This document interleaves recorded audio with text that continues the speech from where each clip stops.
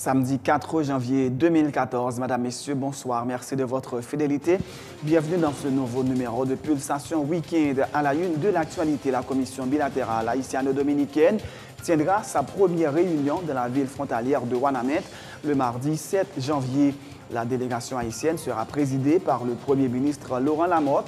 Les 4 autres membres sont le ministre des Affaires étrangères Pierre-Richard Casimir, le ministre de l'Intérieur David Basile, le ministre du Commerce Wilson Nalo, l'économiste Nesmi Maniga. Norma Powell représentera le secteur privé des affaires à titre d'observatrice.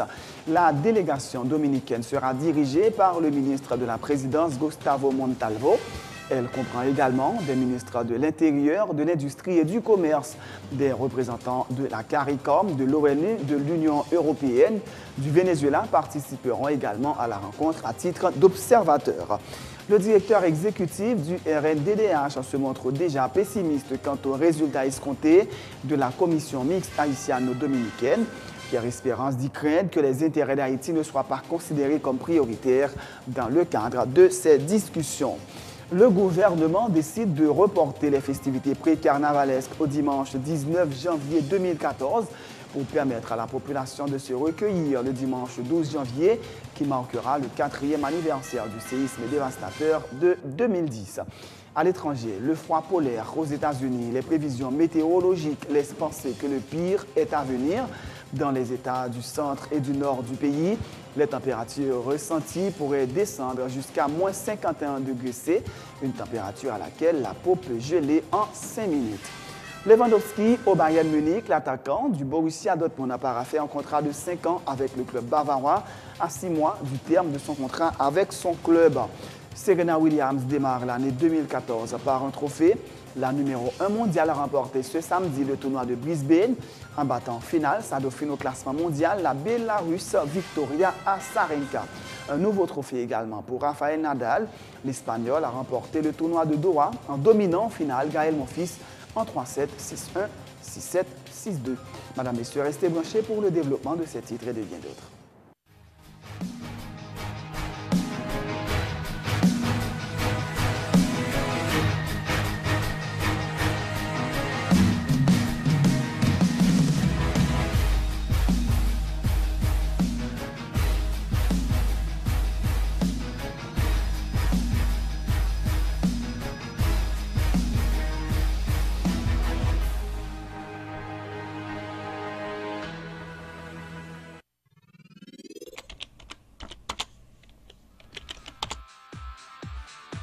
Bienvenue dans cette édition d'Information Pulsation, l'essentiel de l'actualité de la journée. Merci de votre fidélité. Bienvenue dans ce premier numéro de Pulsation Week-end.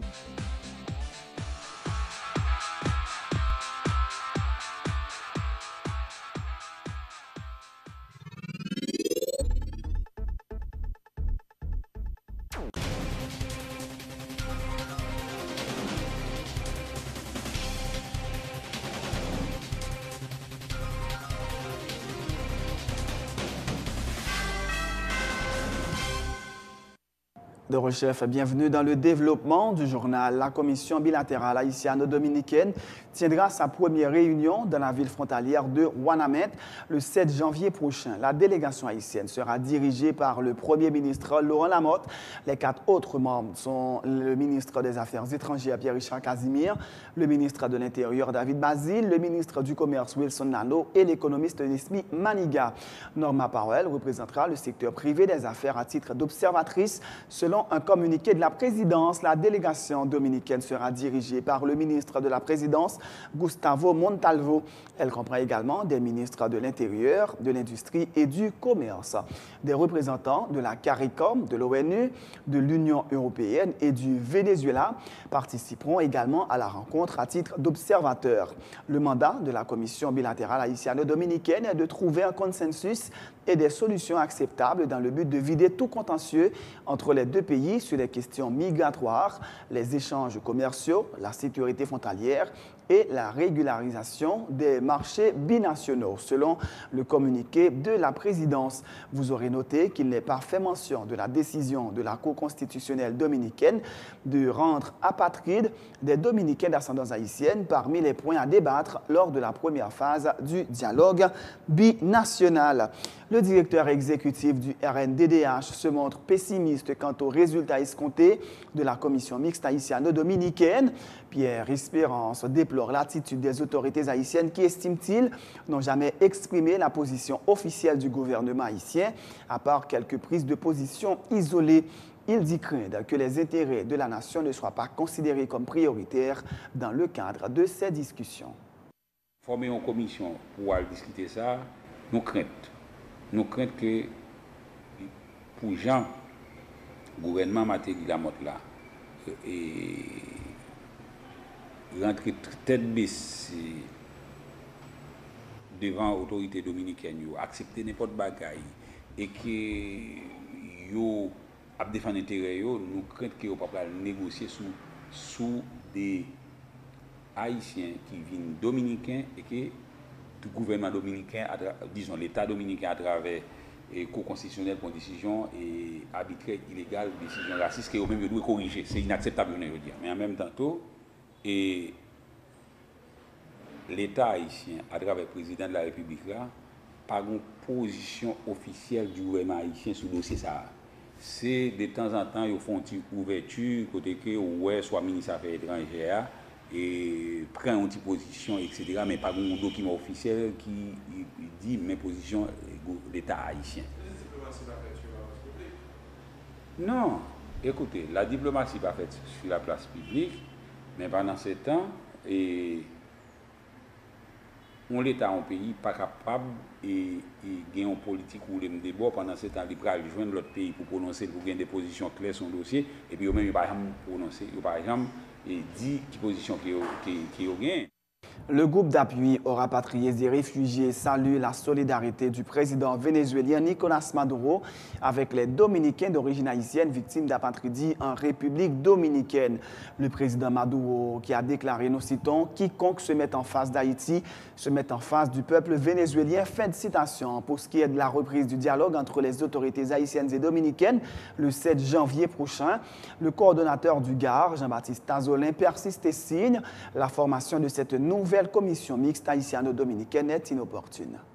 C'est quand son pinga que le Venezuela baille la République dominicaine d'ailleurs et déclaration ça a fait pile écho dans la presse dominicaine côté secteur raciste qui au même derrière sentence là est très fâché parce que ouais, c'est comme si le Venezuela a rentré dans des bagages qui concernent des bagages internes qui concernent la République dominicaine.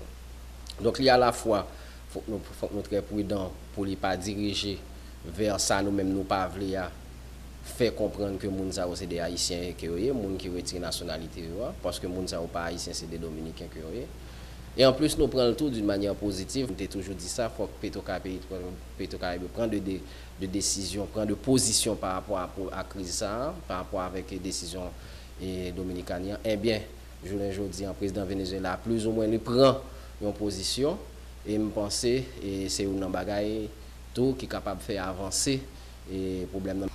Commission bilatérale là, les gains pour le réunir 7 janvier qui vient là. Quand même dialogue là, il y a fait point immigrants haïtiens ou bien dénationalisation, hein, il a parlé de lui. Nous-mêmes, bon, nous toujours dit que décision ça illégale et arbitraire, nous pas content dialogue fait sous lui et qui conseille que nous-mêmes nous capables de autorité pays face avec position par nous. Pour la commission bilatérale, nous avons un petit problème, nous avons d'abord un point d'interrogation là par rapport à ça. Et parce qu'il y a une commission bilatérale qui existait déjà depuis 10 ans, qui là, du côté dominicain, qui a marché mais en Haïti, qui n'a pas fonctionné du tout. Et nous-mêmes, nous avons toujours dit, et au lieu qu'il y ait l'autre commission bilatérale pour discuter sur ce point, d'ailleurs, il y a une commission bilatérale qui existait, qui était déjà pour discuter sur questions commerce, questions immigration, toute bagaille que vous mettez, toute point que vous mettez dans la discussion que vous allez commencer 7 janvier, à l'exception de sentence là lui-même qui peut là, les commissions ça a été formées. Il y a une tendance que le gouvernement ça a dupliqué une série d'institutions qui existaient. On fait là avec EPPLS par UCLBP, qu'on y a fait avec commission bilatérale ça à côté, on vient éclipser une autre commission bilatérale qui existait déjà. Nous-mêmes nous pensons qu'il y a un plus gros bagage que tu as de faire, c'est renforcer la commission ça pour permettre négociation ça que nous avons enclenché ça fait déjà 10 ans, continuer et permettre à ce que nous allions plus loin avec. Le porte-parole du parti Unité, Dieudonne Sensi, salue également les déclarations du président vénézuélien. D'autre part, il dénonce qu'il appelle la passivité des autorités haïtiennes dans ce dossier.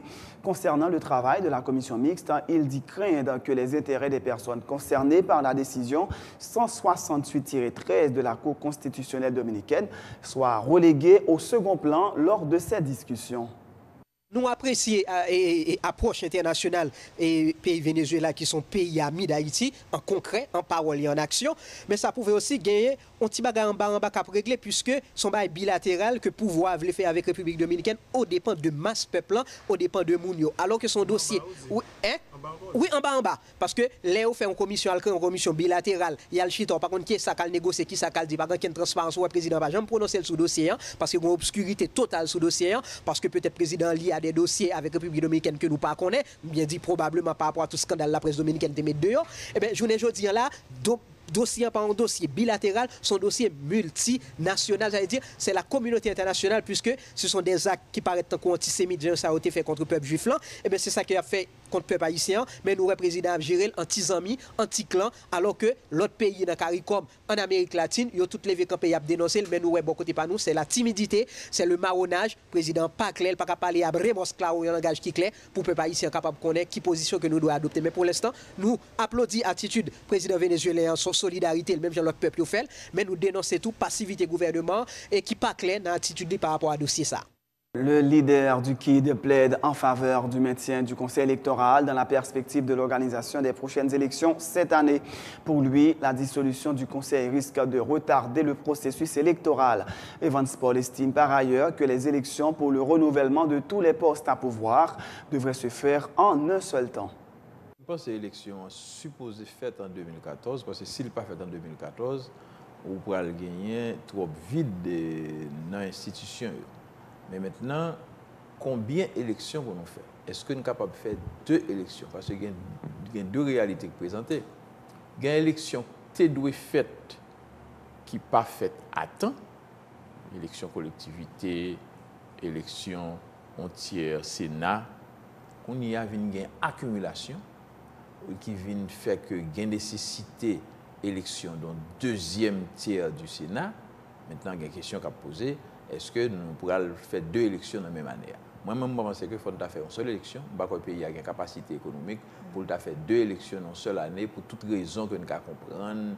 L'élection, c'est qui mène une division, campagne électorale, l'argent, sécurité. Mais ça, il faut le faire partie d'un accord. Deuxième problème, c'est le mandat CTCEPA. Il y a des gens qui estiment que le mandat arrivé à terme parce que l'LTG pour faire l'élection passée. Moi-même, je pense que si nous mettons en question CTCEP, qu'on y a élection pas faite en 2014, je propose que nous renouvelons le mandat CTCEPA, si vous voulez changer de non-ligne, mais pas rentrer dans l'autre négociation pour nous faire l'autre CEP si nous voulons réaliser l'élection en 2014. Okay. Si nous voulons réaliser l'élection, mais de bonnes élections, de bonnes élections démocratiques. D'accord, élections honnêtes démocratiques. Mais c'était CEP ça, qui ça pour faire? Est-ce que c'est encadré pour encadrer pour que l'I arrive à faire de bonnes élections? Bon, c'est une loi électorale. Si on a une loi électorale, c'est la loi pour appliquer. C'est ça. Oui. Toujours que ça. Toujours ça. Il faut insister pour que la loi applique une loi électorale qui dit qui ça pour CTCEP fait, qui ça pour parti politique fait. En nous accrocher à la loi, en nous aller au-delà des individus pour que tout le monde connaisse mesures souliers, c'est loi.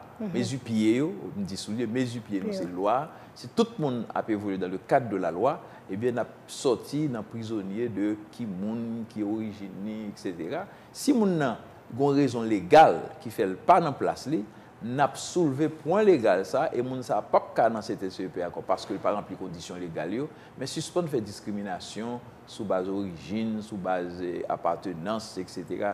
Ça pas porter équilibre dans la société. Tout à fait autre chose. Les ministères de la Culture et de la Communication annoncent le report des festivités pré-carnavalesques au dimanche 19 janvier 2014 pour permettre à la population de se recueillir le dimanche 12 janvier qui marquera le 4e anniversaire du séisme dévastateur de 2010. Dans un communiqué en date du 3 janvier, la ministre de la Culture, Josette Dargus, qui est également titulaire AI du ministère de la Communication, exhorte les citoyens à méditer sur le sens et l'importance de la vie le dimanche 12 janvier, rappelant que des centaines de milliers de nos compatriotes avaient péri lors du tremblement de terre. Les ministères de la Culture et de la Communication lancent un appel aux opérateurs culturels, à la population des 10 départements et aux stations de radio et de télédiffusion, aux mairies, aux délégations et à la police nationale, leur demandant de faire preuve de patriotisme et d'humanisme et à s'assurer du respect de cette disposition qui vise à honorer la mémoire des compatriotes disparus dans le drame du 12 janvier 2010 et qui continue de provoquer l'émoi et la douleur dans notre vie de peuple. La Coordination nationale de lutte contre le choléra a présenté les derniers chiffres autour de l'évolution de la situation en Haïti, plus de 3 ans après l'apparition de la maladie dans le pays. Sur les 3 derniers mois de l'année 2010, période correspondant au début de l'épidémie dans le pays, la maladie avait fait plus de 4100 morts, alors que pour toute l'année 2013, le nombre de décès se situe autour de 580, a indiqué le coordonnateur national de lutte contre le choléra. Dr Donald François-Joseph reconnaît qu'il reste encore beaucoup à faire, notamment au niveau des 5 départements dits chauds, à savoir l'Ouest, le Nord, l'Artibonite, le Centre et la Gandance, mais il se félicite du travail accompli en vue de parvenir à l'élimination de la maladie. Pour toute année 2013, c'est-à-dire janvier 2013 à décembre 2013, dans la direction épidémiologie, nous avons enregistré 57 860 personnes malades. Il y a 37 197 qui étaient internés à l'hôpital et parmi eux, malheureusement, il y a 580 personnes qui étaient morts. Et surtout parce que ils arrivent en retard. Ils n'ont pas commencé à prendre sérum la caillou avant de venir ici. On petit bac nous joignent pour l'année 2012. Là. Nous avons 101 482 000 personnes. Et sur toute l'année 2013, là, sur 12 mois, nous toujours mettons malheureusement devant parce que c'est les gens qui ont mouru. Nous jouons seulement 580 000. Un tiers. Nous ne pouvons pas battre l'estomac nous pour nous dire travail la bonne fini. Mais il y a des gens qui disent l'appréciable. La petite population est jugée pour le c'est l'appréciable. Sur toute l'année 2013, là, nous jouons des départements qui sont toujours chauds. C'est surtout 5 là-dedans. L'Ouest, le Nord, l'Artibonite, Grandance, Centre. Qui est toujours chaud. C'est-à-dire que c'est eux qui toujours plus de cas. Ça ne signifie que les 5 départements n'ont pas de cas. Il y a des cas partout. Mais très souvent, sur une semaine, nous avons 2 cas. Sur un mois, nous avons 10. C'est la fin de ce journal. Juste avant de vous quitter, voici le rappel des titres. La commission bilatérale haïtiano-dominicaine tiendra sa première réunion de la ville frontalière de Ouanamet le mardi 7 janvier. La délégation haïtienne sera présidée par le Premier ministre Laurent Lamotte. Les 4 autres membres sont le ministre des Affaires étrangères Pierre-Richard Casimir, le ministre de l'Intérieur David Basile, le ministre du Commerce Wilson Nalo et l'économiste Nesli Maniga. Norma Powell représentera le secteur privé des affaires à titre d'observatrice. La délégation dominicaine sera dirigée par le ministre de la Présidence, Gustavo Montalvo. Elle comprend également des ministres de l'Intérieur, de l'Industrie et du Commerce, des représentants de la CARICOM, de l'ONU, de l'Union européenne et du Venezuela participeront également à la rencontre à titre d'observateurs. Le directeur exécutif du RNDDH se montre déjà pessimiste quant aux résultats escomptés de la commission mixte haïtiano-dominicaine Pierre Espérance dit craindre que les intérêts d'Haïti ne soient pas considérés comme prioritaires dans le cadre de ces discussions. Le gouvernement décide de reporter les festivités pré-carnavalesques au dimanche 19 janvier 2014 pour permettre à la population de se recueillir le dimanche 12 janvier qui marquera le 4e anniversaire du séisme dévastateur de 2010. À l'étranger, le froid polaire aux États-Unis. Les prévisions météorologiques laissent penser que le pire est à venir. Dans les États du centre et du nord du pays, les températures ressenties pourraient descendre jusqu'à moins 51 degrés C, une température à laquelle la peau peut geler en 5 minutes. Lewandowski au Bayern Munich, l'attaquant du Borussia Dortmund a paraphé un contrat de 5 ans avec le club bavarois à 6 mois du terme de son contrat avec son club. Tennis, Serena Williams démarre l'année 2014 par un trophée. La numéro 1 mondiale a remporté ce samedi le tournoi de Brisbane en battant en finale sa dauphine au classement mondial, la Bélarusse donc, Victoria Azarenka. Un nouveau trophée également pour Rafael Nadal. L'Espagnol a remporté le tournoi de Doha en dominant en finale Gaël Monfils en 3-7, 6-1, 6-7, 6-2.